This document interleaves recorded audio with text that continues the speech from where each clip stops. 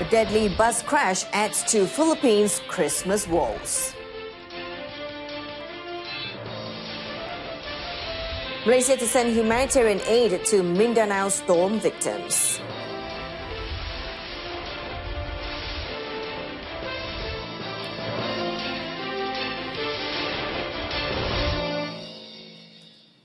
Good evening, you're watching News on 2. I'm Jessica Lee. A passenger bus collided with a van carrying pilgrims to Christmas Mass at a church in the northern Philippines today, leaving 20 people dead and more than 24 injured.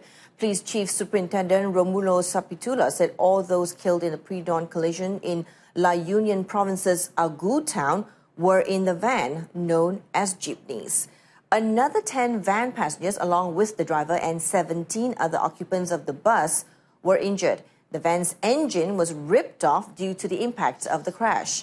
Police said the van passengers were bound for Our Lady of Manaoag, a Roman Catholic church in northern Pangasinan province that has long been popular among pilgrims and Catholics praying for the sick and impoverished. Rickety passenger buses and jeepneys, lack of safety signs, poor law enforcement and reckless driving have been blamed for many road tragedies in the Philippines.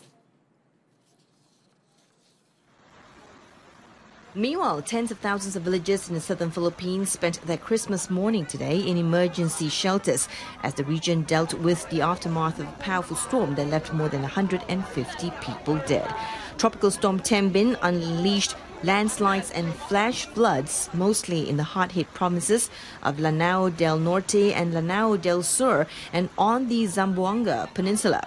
It strengthened into a typhoon before blowing out of the country Sunday into the South China Sea towards Vietnam. The death toll stood at 164 this afternoon, with another 171 people missing. Marina Marasigan of the government's disaster response agency said at a news conference.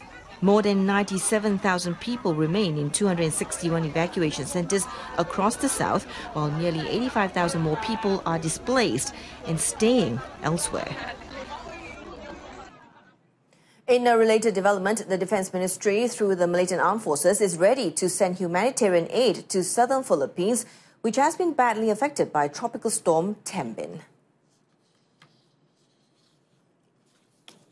Defence Minister Datuk Seri Syamuddin Tun Hussein in a statement said he had already informed Malaysia's intention to the Philippines National Defence Secretary Delphine Lorenzana by phone today. Expressing his sympathies to the victims of the storm, Datuk Seri Syamuddin said he had directed the Armed Forces Chief to coordinate the aid mission with his Philippines counterpart to smoothen the process of delivering aid to the victims. Parti Bersatu Sabah PBS brought joy and unity to the people through its Christmas open house celebration today.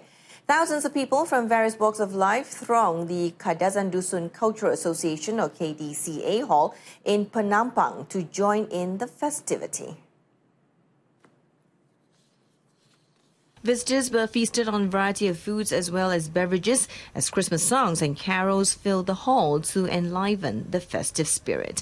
Present to welcome and greet visitors were PSB founder Tan Sri Joseph Piring Kitingan and party acting president Datuk Sri Dr. Maximus Songkili. Sama memahami di antara satu sama lain supaya kita dapat mewujudkan satu suasana yang kuat dalam arti kata konteks warga negara Malaysia ini, supaya kita dapat benar-benar membangunkan negara kita ini ke arah yang kita semua inginkan. Meanwhile, Datuk Sri Dr. Ankili said he was impressed with the people's attendance during the Christmas open house. The open house event also saw leaders from other Barisan Nasional component parties joining in the gathering. Meanwhile, the historical city of Melaka continues to attract tourists, particularly from abroad during Christmas. Now, this comes on the eve of the national level Christmas open house celebration to be held in the state tomorrow on Boxing Day. Rich in diversity, Melaka is always known to be a cultural attraction from all walks of life due to its vast historical background. Several historical and tourist attractions such as Menara Taming Sari, Banda Hilir and the Portuguese settlement were flocked with foreign tourists reminiscing days of the Portuguese, Dutch and British colonization. We didn't know where to celebrate Christmas, but we saw on the internet that Melaka Ferry is cool during Christmas, so yeah. And we are in Malaysia to experience the different local foods. We started in KL, we went to Penang, Ipoh, and now we're in Melaka tasting the local food. And we really, really enjoyed the Nonya that we've had so far. Yeah, very different from our own celebration, but that's okay. It was interesting. Begitu pantas waktu berlalu, sepantas pencapaian demi pencapaian yang telah kita... Military officer who reportedly drowned in a mining pool in Kampung Pengkalan Durian, Lingi, Port Dickson yesterday was found this morning. Port Dickson District Acting Police Chief Deputy Superintendent Muhammad Faizal Muhammad Noor said the body of Lieutenant Colonel Abdul Rashid Shadan, 54, an officer with the Joint Force Headquarters at the Ministry of Defence Kuala Lumpur, was found at about 9:30 a.m. Polis dengan bantuan pasukan keselamatan dan juga lain-lain agensi, kita teruskan operasi mencari dan menyelamat sehingga pada pukul 7 malam tadi dan kita hentikan bak sementara waktu dan kita sambung kembali pada pukul 7 pagi tadi bersama-sama dengan pasukan tentera, bomber, JPAM dan juga orang kampung. The body was found by villagers along with the police and rescue personnel from the Civil Defence Force. The body was floating in the water some 600 metres from where Abdul Rashid had fallen into the water. The body was taken to the Port Dickson Hospital. Abdul Rashid was reported to have accompanied 3 of his family members aged between 11 and 13 for a picnic in the area and was swept away by strong undercurrents when he stepped into the pool. The Pahang Department of Environment, or DOE, has confirmed that river waters of Telang, Kampung Beletik and Lipis are polluted after receiving complaints from the public. Natural Resources and Environment Minister Datuk Sri Dr. Wan Junaidi Tunku Jaafar, in a statement today, said Pahang DOE had taken samples to be sent for analysis. He said that Pahang DOE discovered that there were activities of mining in the Tersang Forest Reserve and efforts are underway to identify if the mining activities were operating legally. Datuk Sri Dr. Wan Junaidi said it was a serious matter as the rivers serve as the main water source for nearby villages. The minister had instructed the DOE to use any means necessary under the Environmental Quality Act 1974 to prevent pollution in the area. The former Felder chairman, Tan Sri Muhammad Isa Abdul Samad, is ready to cooperate with the authorities on the issue of the alleged illegal land sale in Jalan Semarak, Kuala Lumpur. However, he said thus far the police had yet to contact him to give a statement after Felder chairman Tan Sri Shari Abdul Samad lodged a police report on the matter. Tan Sri Muhammad Isa also said that he was not running away from the media but insisted that he had a lot of programs to attend to lately. Saya tidak ada hasrat untuk komen apa kenyataan yang buat oleh Tan Sri Syaril. Oleh kerana dia telah buat polis report, biarlah polis menjalankan tugas. Itu saja. Setakat ni belum.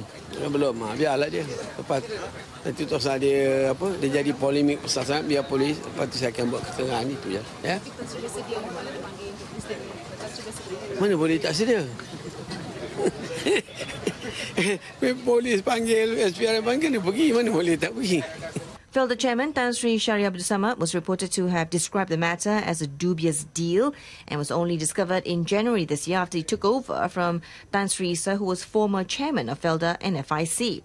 It was reported that Felder faced the risk of losing ownership of a plot of land in Jalan Semarak, which is currently being developed under the Kuala Lumpur Vertical City, or KLVC project, a 7-tower project which includes an iconic Felder tower to be known as KLVC Tower 1A. A total of 77,945 Malaysian passports were reported stolen this year, making it an average of 233 cases a day. Immigration Director General Datuk Sri Mustafa Ali said the number had increased by 91% compared to 2 years ago, which were just 6,896 stolen passports, or an average of 19 cases daily. Database of stolen and lost travel documents from International Police Interpol, the trend had increased significantly in 2016 when the number of cases jumped to 45,095. The rising trend could be due to Malaysian passports' accessibility to most countries compared to those from other countries. It was said that the resale value of a Malaysian passport can reach as high as 250,000 ringgit. The Immigration Department recently announced that they will take a more stern action and increase a higher penalty for those who reported passport losses due to carelessness. More than 200 cyclists took part in today's Kayuhan Amal Palestine program, which was organized by UMNO's Pasir Putih division. Participants of the 40-kilometer race were flagged off by Pasir Putih UMNO chief Datuk Zawawi Othman at 10 a.m. According to Zawawi, the program was organized to protest against the United States' move to recognize Jerusalem as Israel's capital. A donation fund was also launched to collect money for the Al-Aqsa Mosque. Program hari ini saya tengok agak meriah dan sebenarnya kita nak melahirkan jihad di dalam hati kita walaupun kita tidak boleh pergi ke sana untuk berperang dan sebagainya, tetapi sokongan kita kepada perjuangan mempertahankan Masjid Al-Aqsa ini diambil oleh Zionis. He added that the program hopes to raise some 20,000 ringgit from today's event. Jointly organized with the District Youth Council and Masjid Ibrahimi committee members, the race began at the mosque, passing several major landmarks including the Cherang Ruku police station and Tok Bali before ending back at the mosque at noon. Datuk Zawawi said money collected for the fund will be handed over to the Yayasan Dakwah Islamiyah Malaysia or YADIM. KTM Malaysia launches latest iterations naked bikes. Details coming up.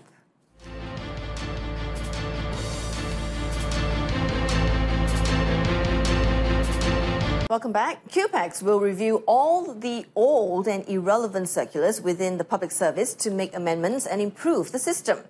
The review, which will commence in January 2018, is necessary as part of its efforts to ease the burden of civil servants in facing the rising cost of living.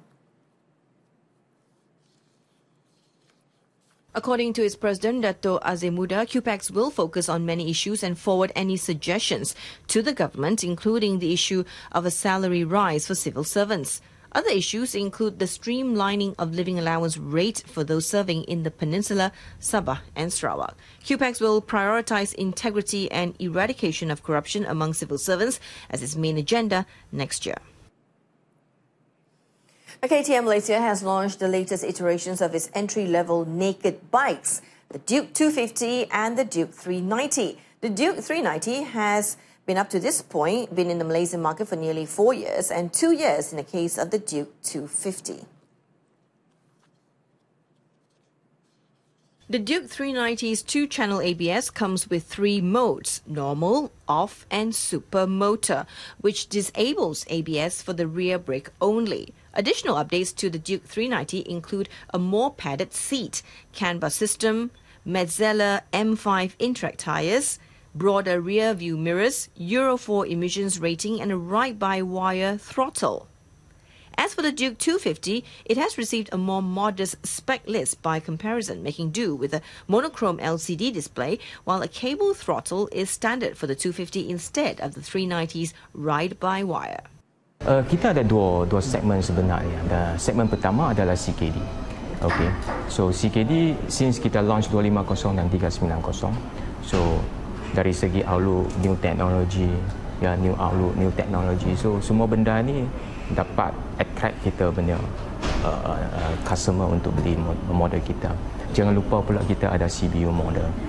The company is confident of grabbing a 30% share of the naked bike market, currently being monopolized by the Japanese next year, up by 10%. To achieve the target, KTM Malaysia has planned a nationwide roadshow next year and events such as the Enduro Race and the CKD Race. In our top story, 20 dead as bus collides with van in northern Philippines. We'll be back at 7 this evening. Till then, I'm Jessica Lee.